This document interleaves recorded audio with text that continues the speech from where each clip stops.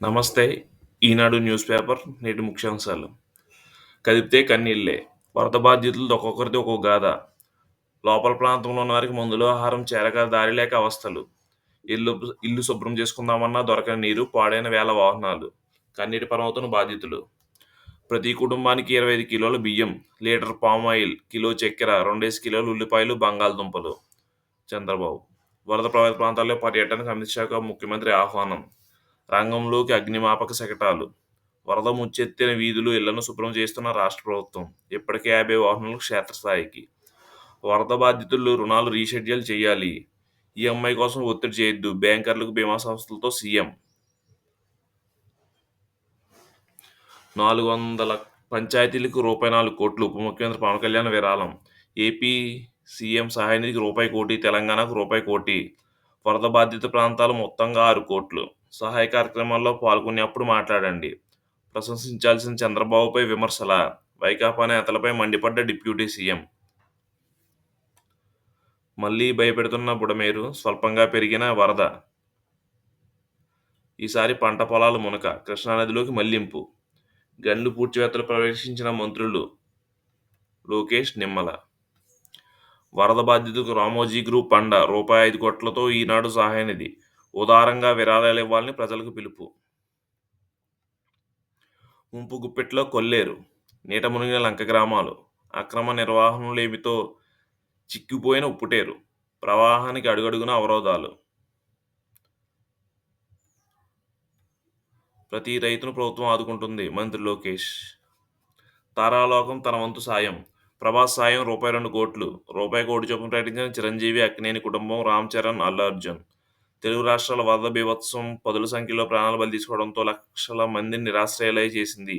ఈ కష్టకాలంలో బాధ్యులు అండగా మేమున్నామంటూ భరోసా నిలుస్తుంది తారాలోకం. వరద బాధ్యులు సహాయార్థం కథానాయకులు విరివిగా విరాళాలు ప్రకటిస్తున్నారు. అగ్ర కథానాయకుడు ప్రభాస్ 2 తెలుగు రాష్ట్రాలకు 2 కోట్లు ప్రకటించారు. ఆంధ్రప్రదేశ్ ముఖ్యమంత్రి సహాయ నిధికి రూపాయి కోటి, తెలంగాణ ముఖ్యమంత్రి సహాయ నిధికి రూపాయి కోటి విరాళాలు అందజేస్తున్నట్టు తెలిపారు.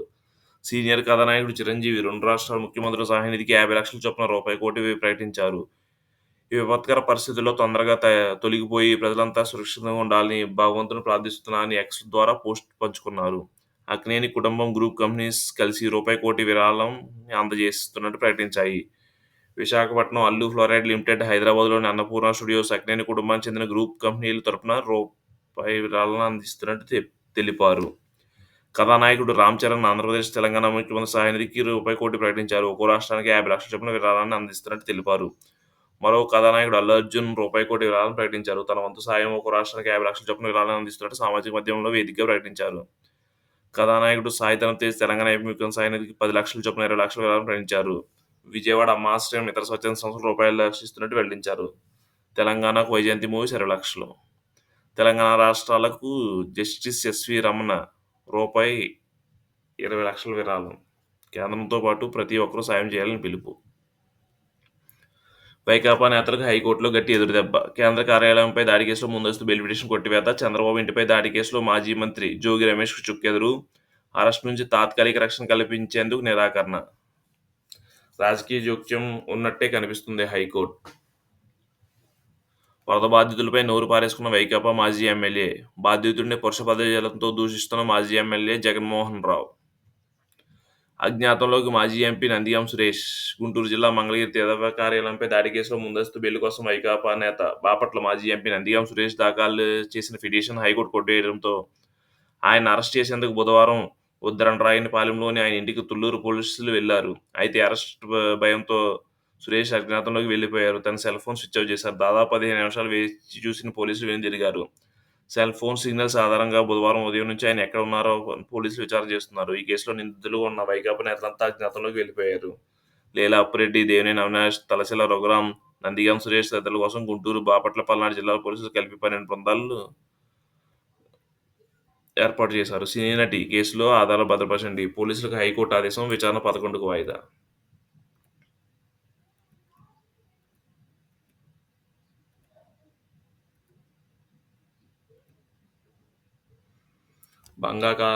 బంగాళాఖాతంలో మరో అల్పపీడనం.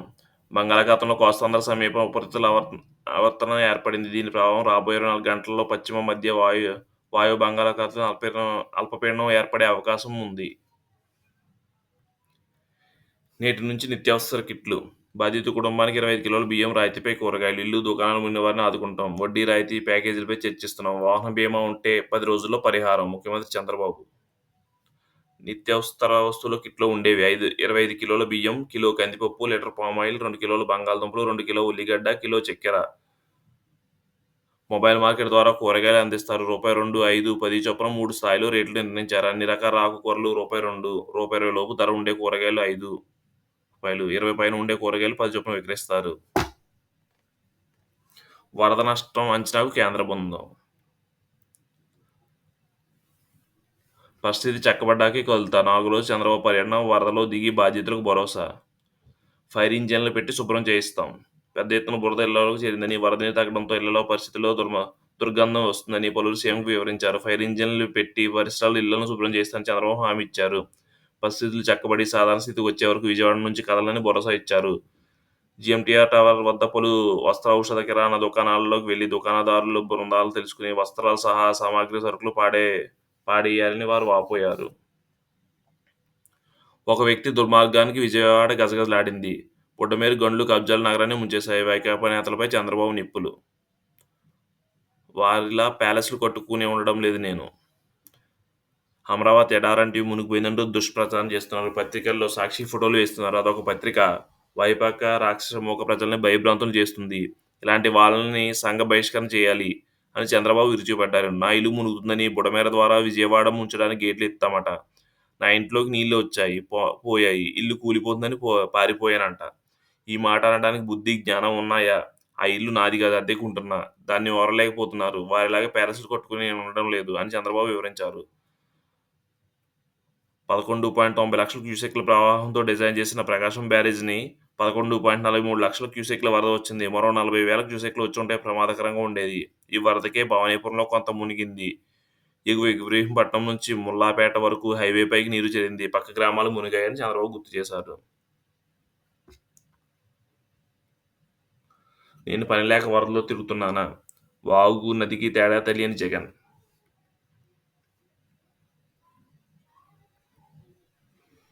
భీమిలి తీరంలో అక్రమ కట్టడాలపై జీఎంసీ కొరడ.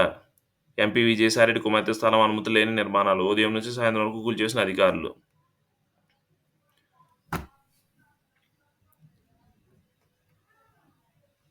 అధికారం లేదుగా ఏం చేస్తాం? బాధ్యతలతో మాజీ మంత్రి బొత్స వ్యాఖ్య. ఎన్నాళ్ళకి కనపడలేదని నిలదీసిన మహిళలు. కూల్చివేత విషయంలో జోక్యం చేసుకోలేం. విజయసాయిరెడ్డి కుమార్తెకి హైకోర్టు స్పష్టీకరణ. సహాయక చర్యల్లో 11 మంది మంత్రులు, 36 మంది ఎమ్మెల్యేలు. తెదేపా రాష్ట్ర అధ్యక్షుడు పల్లా శ్రీనివాసరావు వెల్లడి. అజిత్ సింగ్ నగర్కు విద్యుత్ సరఫరా.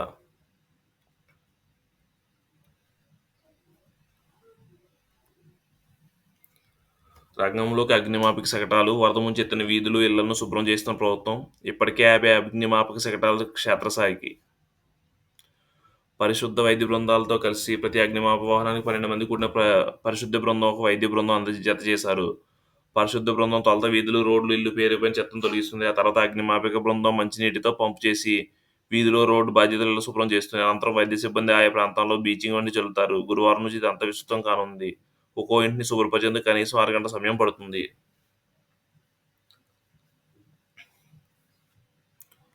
విపత్కర సమయంలో యువకుడిలా శ్రమిస్తున్న చంద్రబాబు. త్రిదండి చిన్నజీయస్వామి ప్రశంస.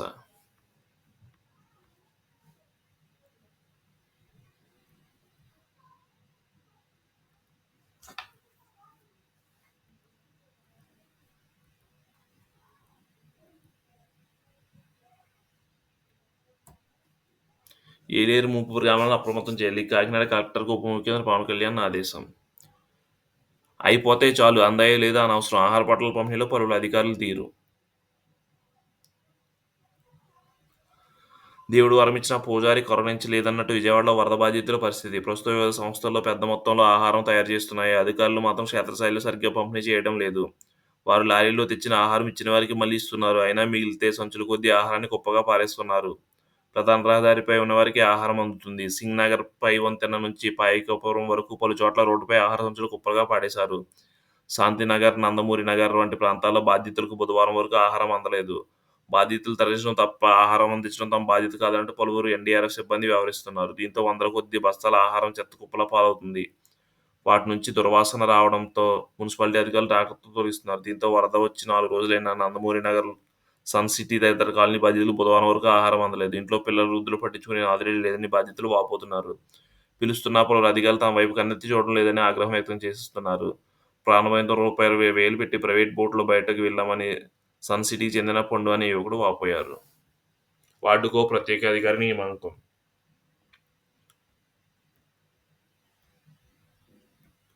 బాంబే కాలనీ బాధితులకు ఆహారం అందజేసిన సిసోడియా. Thank you.